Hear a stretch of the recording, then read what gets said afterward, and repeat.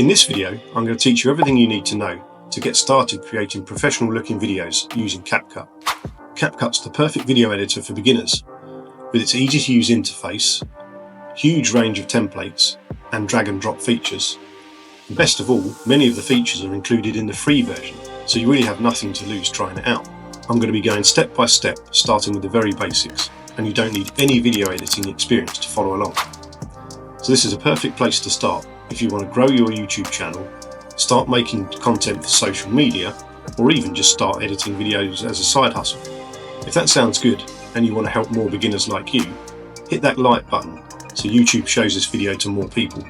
So make sure to subscribe and hit the notification bell so that you see when I make more CapCut and YouTube beginner guides like this one. Okay, let's get started. So once we've opened CapCut, we're going to see this screen here. We can leave the aspect ratio as original, and then we can click Create New Project. Okay, the first thing to do when we first use CapCut is tweak a few settings that will then be the defaults for all of our projects going forward. And we can do this in Menu, Settings. You can change the location of where the project files are saved if you want to, otherwise just leave this default. I'm not going to go through every option here because we want to get into using the program, but one important setting can be found under Edit, and that is the target loudness. What we want to do is the default is -23 LUFS. We want to change it to YouTube -14 LUFS. LUFS is loudness units full scale, and it's basically how loudly we perceive sound.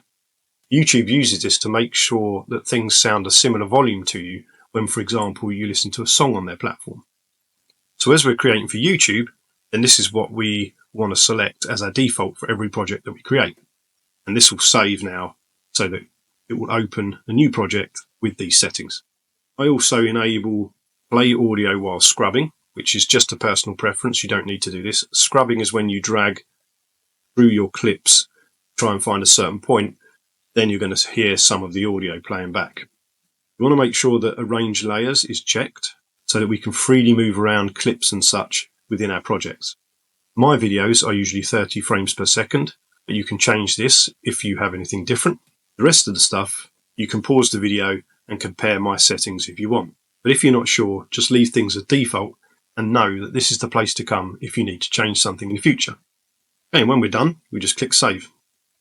Now we're going to start by looking at the project settings window. If you have no clips loaded, which you don't right now because this is your first project, then this will show the project settings, or if you have a clip selected, it will show you the settings of that specific clip. We're going to import a clip in a moment, but first, start by clicking Modify here, and we're going to name our project as something. Now this is going to help us to easily find the project in future after we've created multiple different projects. You shouldn't need to change any of the other settings here, as for now, the defaults should be fine. And this adapted here will basically select a resolution for you. So whatever clips you import into your project, this will adapt the resolution to those clips. If you want to select a manual one, you can under Custom here. Under Performance, you can turn on the proxy settings if you want, and this is for people who have a slower computer that struggles to display the clips smoothly while editing. This will convert them to a lower format while editing to save resources and convert them back once you're ready to export your project. Now we can press Save. So up in the top left here, we have the media window where your files are shown. There are also lots of pre-made templates to speed up editing. We'll come back to those later, but let's import a clip for now. I'll show you two ways to do that. Method one is grabbing a file that you've saved on your computer and dragging it across here. As you can see, it says drag and drop videos, photos and audio files here. You can also click on Import and you'll get a window pop up to import your files. The other way we can do it is go to Menu, File and Import, and we'll get the window pop up to import some files. So another thing we can do is use CapCut's pre-generated content. So for that, we're going to click on Library, and then in the menu here you can choose a category. I'm going to use Trending for now. Then you want to locate a clip that looks interesting, or click Search here and type something to find a video. like if I type guitar here. I want to find something that's a little bit longer in duration. So this one's 11 seconds. We can add that one. And all we need to do is either drag it to the timeline, or we can click this blue plus icon here and it will add it. You can also add to favorites if you want. Let's do that too. I'll add it to a favorite. Click the plus, and there we have the clip now appearing in our timeline. If you make a mistake at any point and you want to undo it, you just hit Control and Z, and that took away the clip.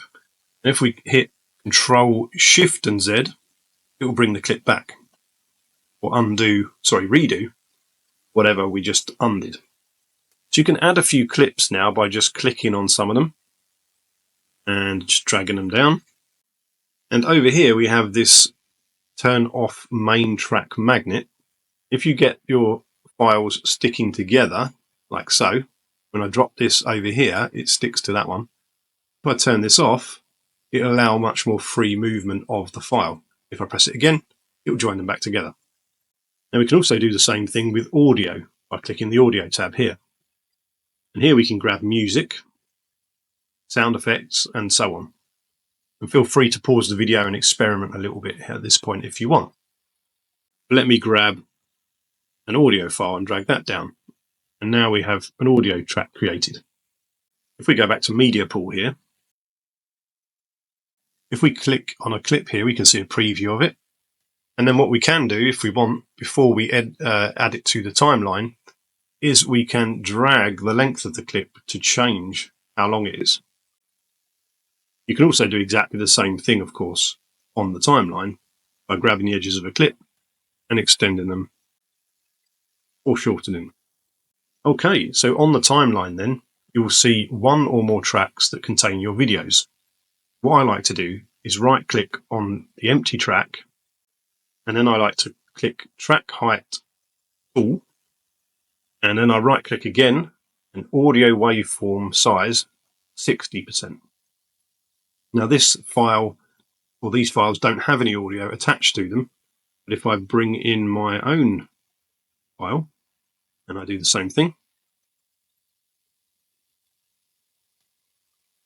there we go. See some audio within this file by these waveforms here.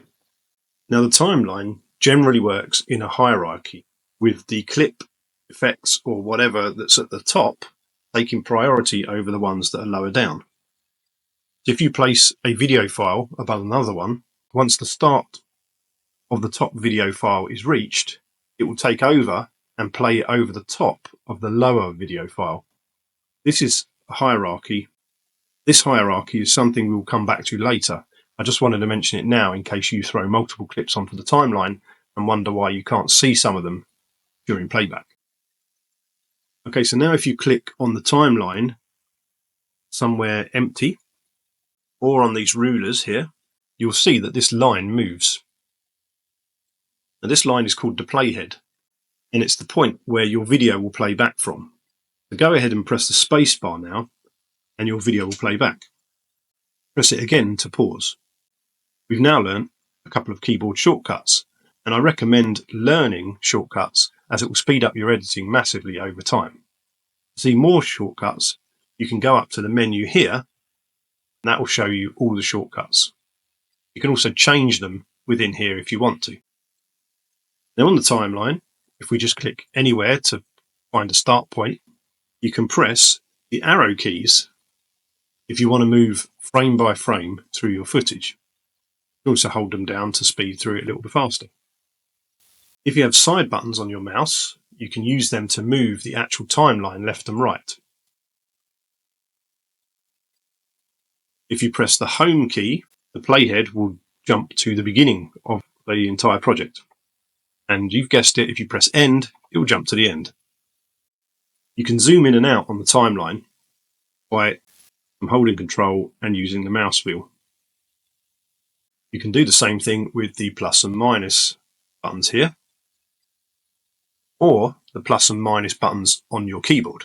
Now depending on your keyboard layout, you might not have a direct plus or minus button, so you might need to press a modifier key like Shift to activate these. So I prefer to just use Control and the mouse wheel. That's my favourite method. On the timeline, there are some settings we need to look at. Now, we've looked at the main track magnet, which is a useful feature that we've already used. Something it also does, though, is make a clip snap to fill the available space on the timeline. So there we can see the snapping is off, and then we turn it on and it fills the space. Now that will drag all of the clips on that timeline or on that track across if we use that. So if we have multiple clips here, they'll all get dragged together. Having it turned on is quite useful when you cut up a clip into different parts and you want to delete some parts from it, and then when you turn it back on, it will snap them all together.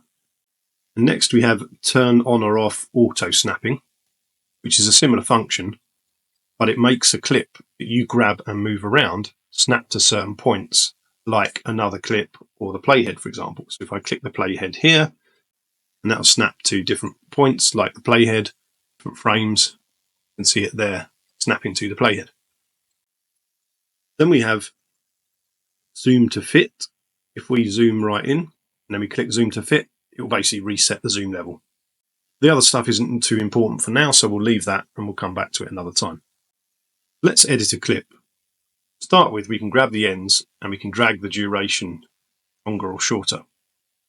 If we go to this arrow here, we have a split function, or you can press B on the keyboard to do the same thing. Now when we click on our clip at any certain point, it will split the clip in half. And if we press A, that will switch us back to the arrow, or you can go here and press here to select the arrow again. Now we should be able to drag our clips, separate them. You can also use the delete left shortcut, which is Q on the keyboard. We can delete everything to the left of the playhead. You can also use W to delete things to the right of the playhead. If you want to make an additional copy of something on the timeline, you can select the thing you want to copy and then hold down the Alt key and drag the second copy to the side. And now you have a second copy of the clip on the timeline. This works for other things that we will have on the timeline later, like color adjustments, effects, and so on. So if we want to cut out a specific piece of a clip, we press B on the keyboard, we click once, we click twice, and then we select A again to go back to our cursor, and then we select the piece that we want to cut out, and you can either hit delete or backspace on the keyboard to get rid of it. So for editing, we can use these waveforms to see where the gaps in the speech or the sound are. It's usually best practice to edit in between the waveforms where there is silence. If you edit in the middle of a waveform where sound is occurring, you'll often find that the abrupt change in the audio signal's amplitude or phase will result in a loud clicking sound. I won't go into too much of an explanation on that now because it's complicated and unnecessary, but just try to avoid this for now because it will sound bad. Now let's look at the middle window in more detail, which is called the player or viewer. And this is where you see the playback of your video. And there are some useful things in here. If we click this little icon here, we can see the first thing is export still frames. And what this is going to allow you to do is to scrub through your footage, find a good point, and then you can take a still picture of the video. You can save it as a screenshot. This is great for grabbing an image from your video that you can use as a thumbnail, for example.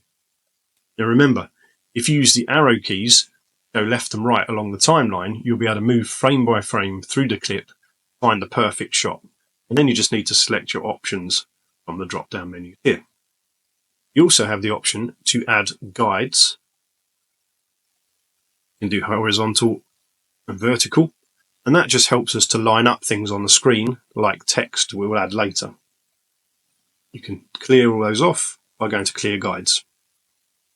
You can also change the playback quality down here.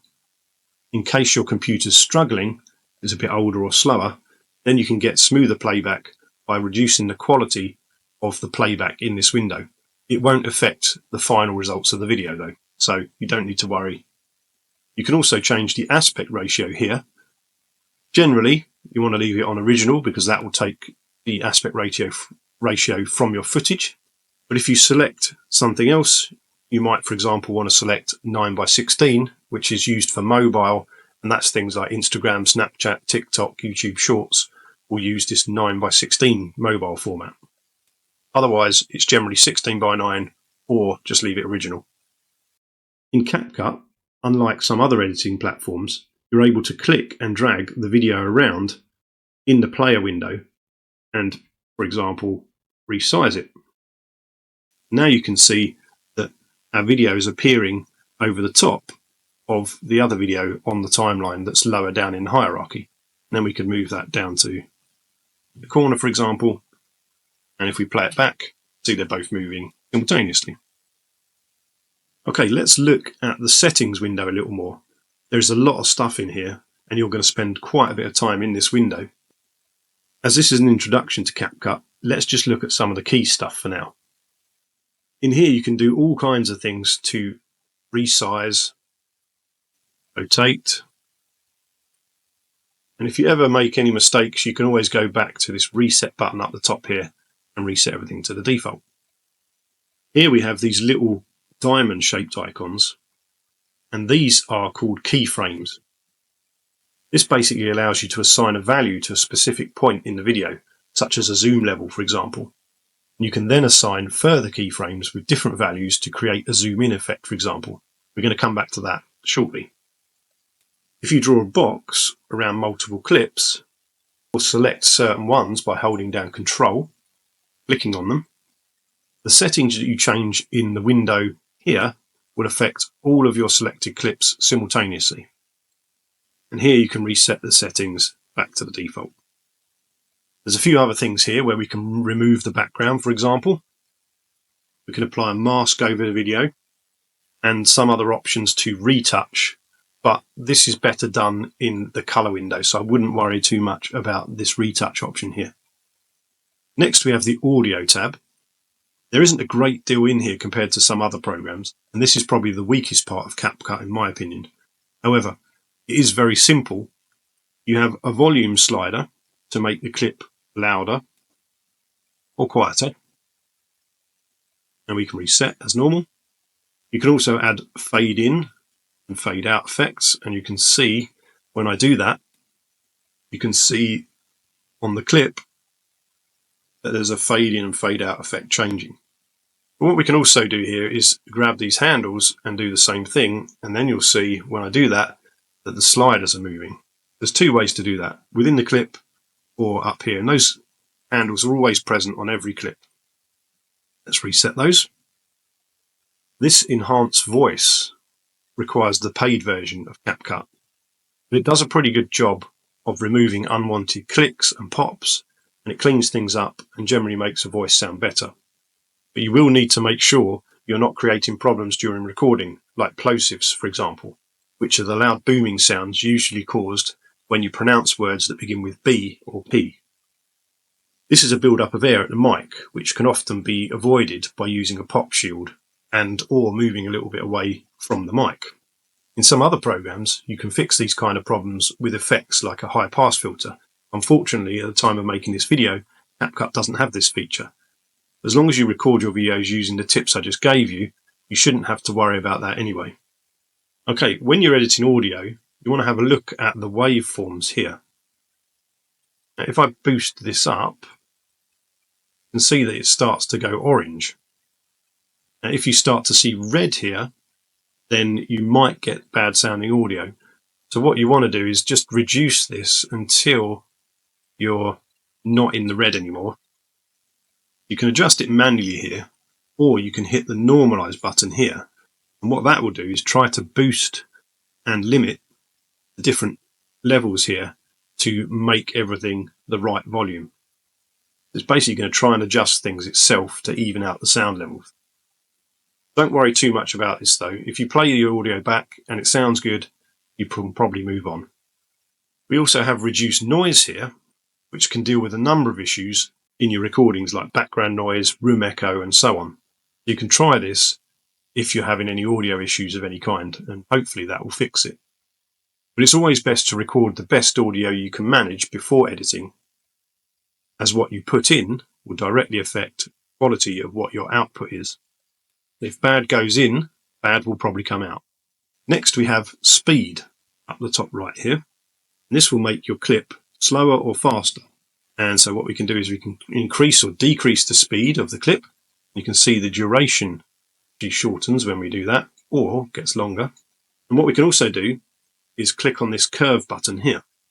This will add what's called a speed ramp effect. We can see some preset ones here, or you can make a custom one. Now, I mentioned adding keyframes earlier to add points in your video where certain values can be assigned and manipulated. And speed ramping is a good example of this type of effect. Let me show you what it does. If we select a clip here, let's say this one, take that one. So let me show you what speed ramping actually does. Let's just select any speed ramp effect here. If I play the clip back from the beginning, what we're going to see is that the speed is going to speed up, and then it's going to slow down, and then it's going to go back to normal again. Let's play it and take a look. See, I'm speeding up, and then I'm slowing down, and then going back to normal again. And if you change these, see here, you can change them to whatever you want.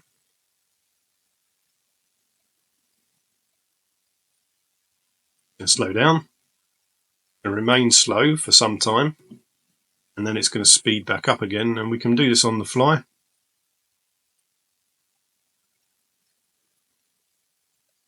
That's speed ramping. What that's really useful for is if you film something and you want a bit more of a dramatic or cool looking effect, what you can do is you can film, say, a sports match, and let's say someone's going to score a goal, and you can slow down the clip at that point when something significant happens, and then you can make the clip look really interesting, very cinematic.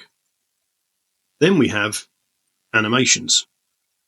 What we can do here is we can add an in effect, which will add to the start of the clip.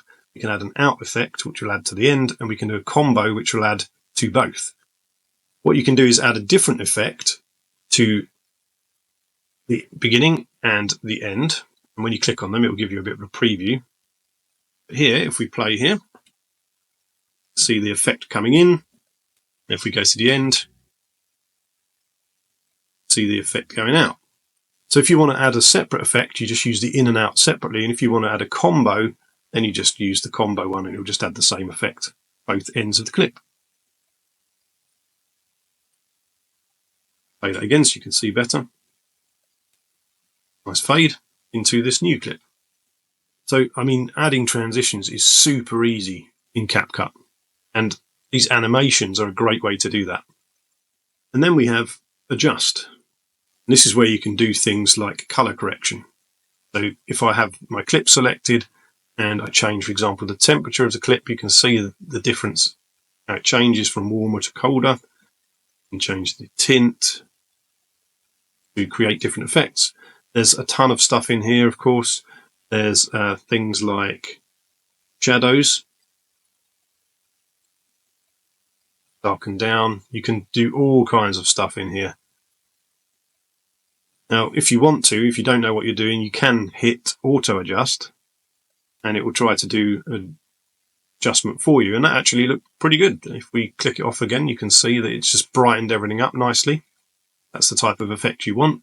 It does look much better there actually when with the auto adjust. Sometimes the auto adjust might be enough. Let's click on me. I think that probably looks better, a little bit red and pink, but you could adjust that. But you can see that the auto adjust does a pretty decent job of making things look better. Otherwise, just do it manually yourself with all the adjustments here. If you want to see what your changes look like and then what it looked like originally, you can make a change and we can hit adjust, and it will take away everything again, and it will save the adjustments you made. And again, if we want to reset everything, just click here. So we've mentioned keyframes a couple of times. Let's take a quick look at some of the basics so you get an understanding of them. If you select a single clip and then we go to the video option and then basic. Now under scale, we want to select where we want to start the scaling of the clip. So let's imagine that we select here. So let's say that we want to start the scaling at the original size, but shrink the window over time. So since the clip is already the original size, which is 100%, we can just click the keyframe to add a keyframe. And you'll see now that down on the actual clip, we've added a small diamond shape here. That's our keyframe. Now if we set the playhead a little further into the clip, and then we go back to scale, and we set it to the position that we want the effect to end in. Let's say there. Now you see there's a second keyframe on the clip. Now if we go back and we play the video, you'll see that it's going to shrink. Now if we want it to go back to the original, we set our point here, we go back to 100%, and now we have a third keyframe added back to 100%. You'll see if we scrub through, we go down and we go back again. You can see the changes there. Now we're not done yet. If we hit Alt and K on the keyboard with the clip selected, you'll see that it brings up this extra window now, and this is a keyframe window. Now in this window we can make direct changes here by manipulating the duration, where they start and so on. So we can pull these around, how small do we want it to go or how big do we want it to go. And so we can make our changes within this keyframe window. Pretty cool.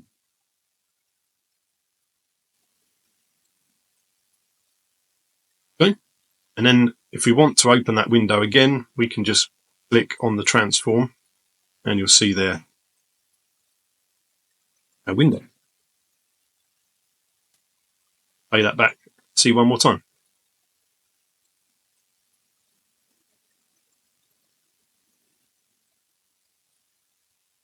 Right, there we go. Now we've created our keyframed effect.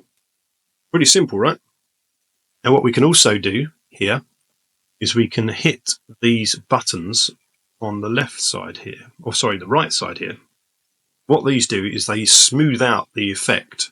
So at the moment we have linear, but if we were to add curve, now you can see these handles where you can adjust the curvature of the effect to sort of adjust the speed if you like.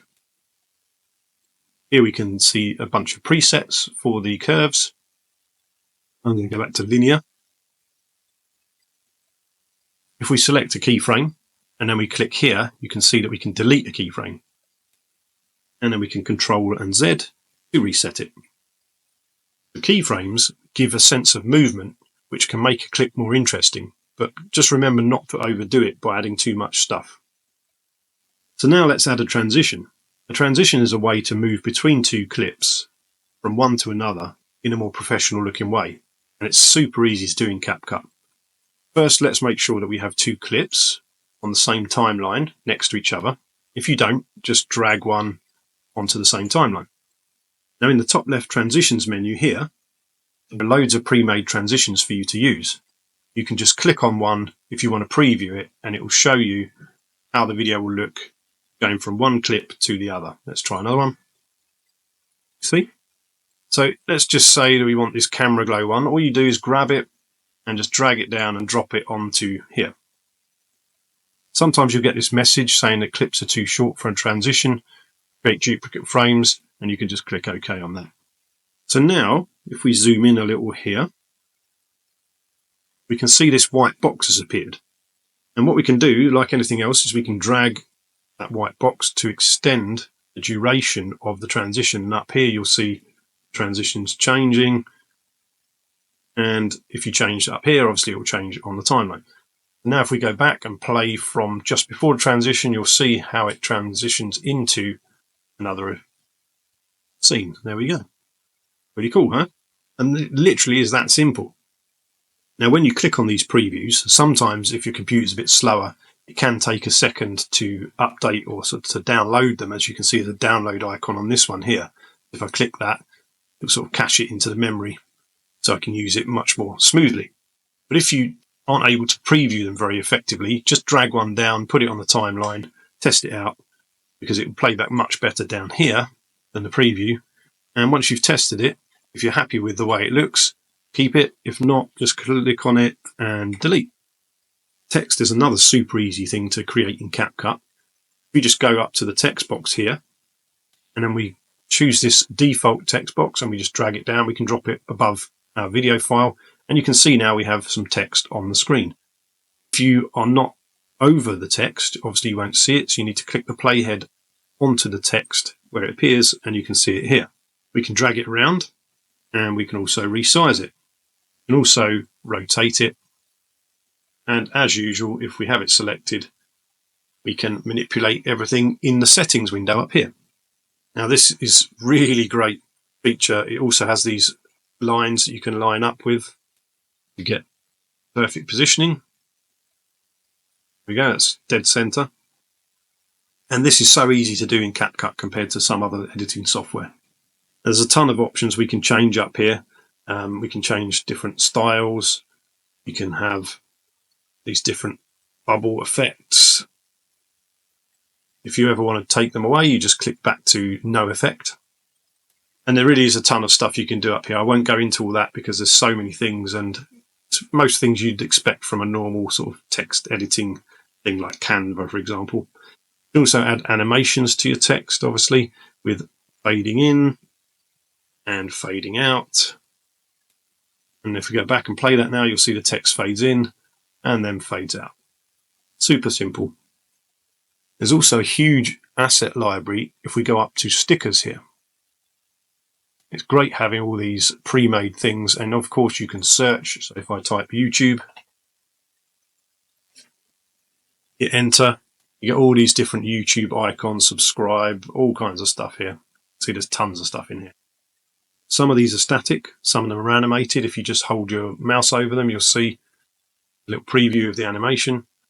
And then, normal method, you might need to download some of them, but then you can just add them in by clicking the plus, and there you can see we've now got a subscribe button. It's really great to have all these assets on hand to just be able to use whenever you like. And if you click the arrow next to the stickers menu, you get loads of different options here. You can go through these yourself and take a look. And of course, if they're not animated, you can animate them yourself by using some of the animation methods that we've already looked at, like keyframing, for example. We'll get back into that in a bit more detail in another video. Now, something to note is that if we go back to our text menu for a moment and we click on our text, what you can do is you've got this save as preset option here. Once you've made some changes that you're happy with, if you save it as a preset, you can see it says that it's saved. And to find where that is, you go to yours, and then you go to presets, and you'll see here that I have the text effect that we just created, and then I can drag it obviously onto the timeline if I want to reuse it again. So here it is, and there it is again. Okay, and then we can obviously make changes to that if you want to. Having these presets is great if you want a certain theme throughout your video. Maybe you're doing a list of 1 to 5 top things or something, and you want to use the same font and everything, same size. It's all there in your preset. There's loads of stuff to play around with here, and I'm just covering a few things to show you the basics. But it all works the same way as before, with the animations in and out, or loop means the animation will repeat over and over. Okay, so if we go back and click onto a video file now, and we'll just put the playhead over it, and we go back to this video and basic here, we can see all the options editing our video clips within the settings here. Under video, we have loads of interesting options like eye contact, or making your eyes focus on the camera if you were looking away and reading a script. You can test this out, and it's a free feature as well. There's loads of interesting stuff in here. I can't go through all of it in this video. You can play around with that if you want to. One really cool one is the relight feature. So if I select a clip with a person in it and I click relight, and I've got this clip selected there, and then I start to select some option here, you'll be able to see, once it starts finish processing the clip, you'll be able to see that the options or the light source will change based on where I move this little circle. Let's just wait for it to process. So now if I move this around, you'll be able to see that the lighting on my face is actually changing. If we crank up the intensity of it, see how that's changed? See how the light is changing on my face? Pretty cool, huh? You can actually relight your scene using this. Let's take a look now at the adjust feature. This is one of the core settings you're going to use a lot. There are loads of options in here to enhance color, light levels, clarity of the video. And if you click on HSL, it will allow you to adjust individual colors. So here I'm adjusting the yellow. You can see my lamp is yellow. You can see how that's being adjusted, but most of the other stuff in the video is staying the same. You can single out specific colors in order to adjust them how you want them. Pretty cool. Curves gives you an adjustable graph where you can add points by clicking on them. So, and then you can adjust this. You can really fine tune some adjustments here. You can click many times on here, create different adjustment points. And again, we can reset. You can then have red, blue and green to do similar things. And then you have color wheels, which is another way basically of doing something similar. I'll probably do a separate video on these color options because there's quite a lot in here and quite a lot to cover. But this is basically, if you want to make things look visually better, this is where you want to be. Now, something you need to think about here is that if you have a regular setup and you don't have a specific monitor that you've bought for color grading, these effects are going to create a different look depending on what monitor you're actually showing a clip on. So if you have multiple monitors set up, what you can do is you can make adjustments here and then you can drag it over to your other monitor and see how different it actually looks, because the two monitors likely look different with different colors and different shades and different lighting and stuff. So the main thing I can say at this stage is that if it looks generally good, don't worry about it too much. Just do what you can on whatever equipment you have and you'll be fine. So once you're finished with your project and you want to export it as a file, a video file, we click export up the top right here. You name it and select a location. Under resolution, you want to select what resolution you want to output the file as. Under bitrate, I select higher. You can select custom, and then you get some options. Variable bitrate basically varies the quality, if you like, depending on how complex the scene is. If there's a lot of moving things, a lot of data needed, then it will increase the bitrate for those scenes. Whereas static bitrate will keep things the same. Static bitrate will basically give you a smaller file, but it might be worse quality, especially when there's complex scenes. Whereas variable bitrate will give you a larger file, but should be better quality, especially in more complex scenes. Some players could struggle with variable bitrate a little bit because it's increasing and decreasing, it's not constant, but this shouldn't be too much a problem in most cases. Under quality settings here, kbps, you can select whatever you want, but I wouldn't recommend those things for beginners. I would go with higher, much easier for you, and it will be good quality. Under codecs, I select HEVC. It's a better encoding method than H.264, and basically you'll get a smaller file size but with the same or better quality. So the compression is just basically better. AV1 is an open source project created by some of the big tech companies in a cooperation. I think it's Google, Amazon, a few others. And it's generally good for things like streaming, but if you're just exporting a video, HEVC should probably be just as good and you won't notice any real difference in quality. Generally, when I select AV1, you can see down here, I've got 322 megabytes. If I do AV1, I've got 283, so it's slightly smaller, better compression. You can probably use either one, but HEVC does tend to edge out the AV1 in quality at the moment, in my opinion, but there's not much in it. So if your file size doesn't matter, go with HEVC. RLE isn't something that you're likely to need. For this CapCut overview, I'm not even going to worry about it and go into detail on it. Just use HEVC. For format, I use MP4 for YouTube, and frame rate is whatever your footage was shot at.